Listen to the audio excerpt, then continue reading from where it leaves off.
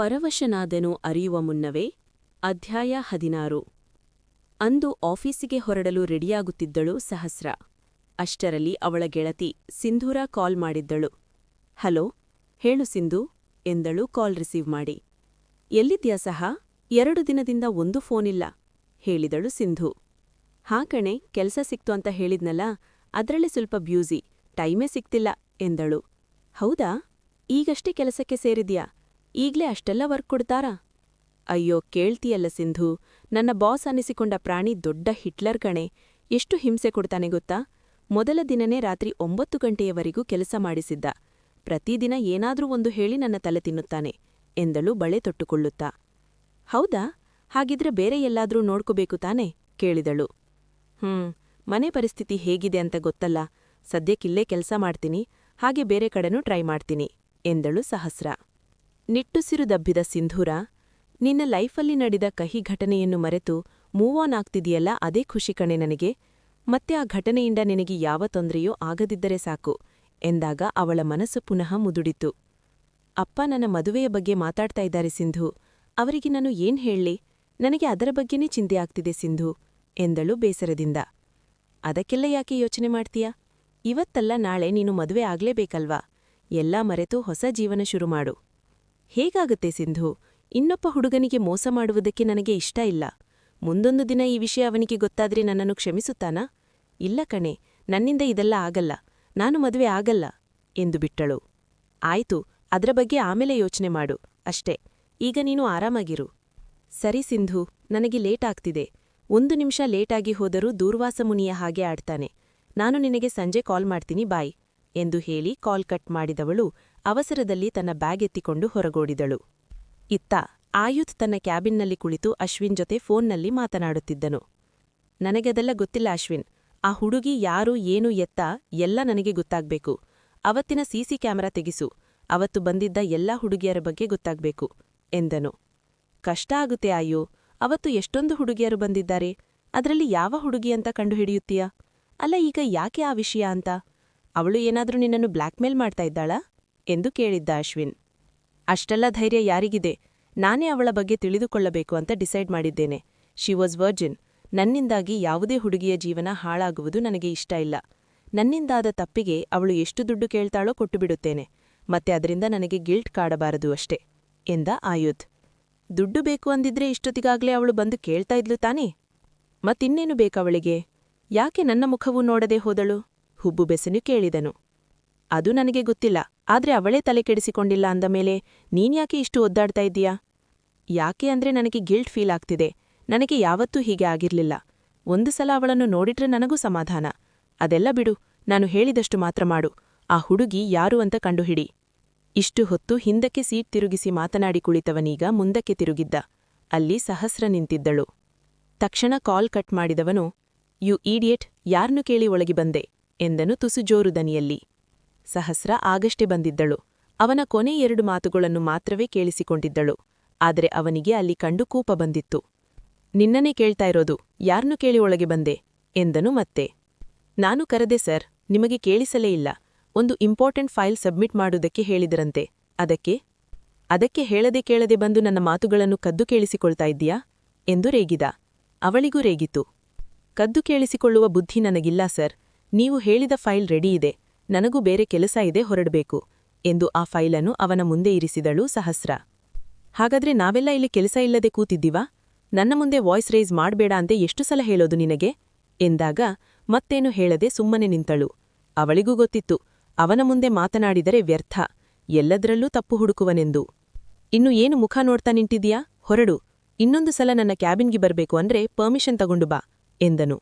ಅವಳು ಸರಿ ಎಂದು ತಲೆಯಾಡಿಸಿ ಅಲ್ಲಿಂದ ನಡೆದವಾಗ, 1 ನಿಮಿಷ ನಿಂತ್ಕೋ ಎಂದನು. ಅವಳ ಬಟ್ಟೆಯ ಬೆನ್ನಿನ ಜಿಪ್ ಓಪನ್ ಆಗಿತ್ತು. ಅವಳತ್ತ ತಿರುಗಿ ಏನು ಎಂಬಂತೆ ಹುಬ್ಬೇರಿಸಿದಳು. ಎದ್ದು ಅವಳ ಹತ್ತಿರ ಬಂದನು ಆಯುಧ್. ಅಲ್ಲ, ಬಂಡಿಗಟ್ಟಲೆ ವಾತಾಡೋದು ಬರುತ್ತೆ, ಎಗರಾಡೋದು ಬರುತ್ತೆ, ಕೂಪ ಮಾಡೋದು ಬರುತ್ತೆ, ಮುಖ ಊದಿಸಿಕೊಳ್ಳುವುದು ಬರುತ್ತೆ, ಆದ್ರೆ ಸರಿಯಾಗಿ ಬಟ್ಟೆ ಹಾಕೊಳ್ಳೋಕೆ ಬರಲ್ವಾ ಎಂದವನ ಮಾತು ಕೇಳಿ ತಬ್ಬಿಬ್ಬಾದಳು ಹುಡುಜಿ. ಏನು ನಿಮ್ಮ ಮಾತಿನ ಅರ್ಥ? ನನ್ನ ಬಟ್ಟೆಗೆ ಏನಾಗಿದೆ?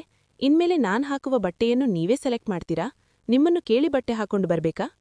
ನೋಡು, ಇದನ್ನೇ ಕಣೆ ಬೇಡ ಅನ್ನೋದು. ಸ್ವಲ್ಪವೂ ತಾಳ್ಮೆ ಅನ್ನೋದೇ ಇಲ್ವಾ ನಿನಗೆ?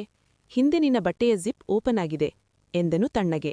ಅದನ್ನು ಕೇಳಿ ಗಾಬರಿಗೊಂಡ ಹುಡುಗಿ ತಕ್ಷಣ ಗೋಡೆಗೆ ಒರಗಿ ನಿಲ್ಲುತ್ತಾ, ಏನು ಜಿಪ್ ಓಪನ್ ಆಗಿದೆಯಾ ಎನ್ನುತ್ತಾ ಗಡಿಬಿಡಿಯಲ್ಲಿ ಹಿಂದೆ ಜಿಪ್ ಹಾಕಲು ಹೆಣಗಾಡಿದಳು. ಸುಮ್ಮನೆ ಕೈಕಟ್ಟಿ 2 ನಿಮಿಷ ಅವಳನ್ನೇ ನೋಡಿದ ಆಯುಧ್. ಜಿಪ್ ಹಾಕಲು ಕೈ ಎಟುಕುತ್ತಿಲ್ಲ ಅವಳಿಗೆ.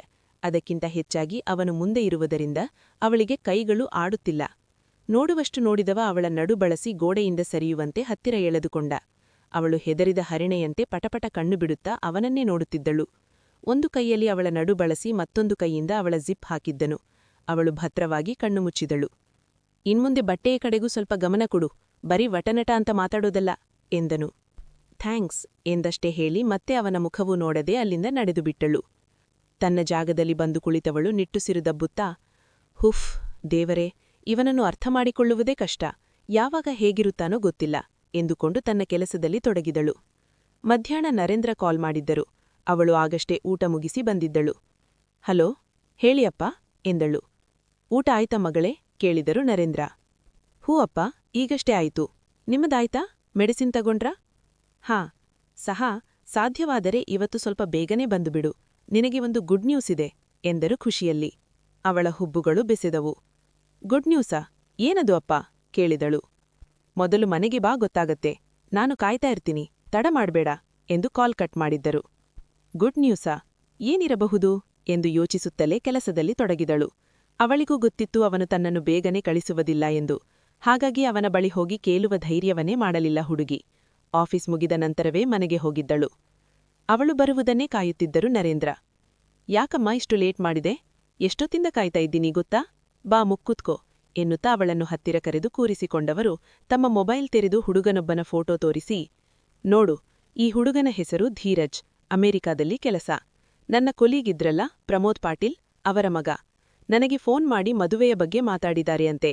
ಆ ಹುಡುಗನಿಗೂ ನೀನು ತುಂಬಾ ಇಷ್ಟ ಆಗಿದ್ದಾನಂತೆ. ಇವತ್ತು ಭಾನುವಾರವೇ ಹುಡುಗಿ ನೋಡಕ್ಕೆ ಬರ್ತೀವಿ ಅಂತೆ ಹೇಳಿದ್ದಾರೆ. ಒಳ್ಳೆ ಸಂಬಂಧ.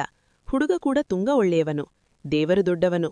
ಅವನನ್ನು ಮದುವೆಯಾದರೆ ನೀನು ಖುಷಿಯಾಗಿರುತ್ತೀಯ, ನನಗೂ ಸಮಾಧಾನ ಎಂದರು. ಅದನ್ನು ಕೇಳಿ ಆಘಾತದಿಂದ ಕುಳಿತಳು ಸಹಸ್ರ. ತನ್ನ ಅಪ್ಪನ ಮಾತು ಕೇಳಿ ಆಘಾತದಿಂದ ಕುಳಿತುಬಿಟ್ಟಳು. ನೋಡು ಸಹ, ಆ ಹುಡುಗನ ನಂಬರ್ ಸಹ ಕೊಟ್ಟಿದ್ದಾರೆ. ಅವನ ಜೊತೆ ಮಾತಾಡುವ ಹಾಗಿದ್ರೆ ಮಾತಾಡು ಎಂದರು ನರೇಂದ್ರ.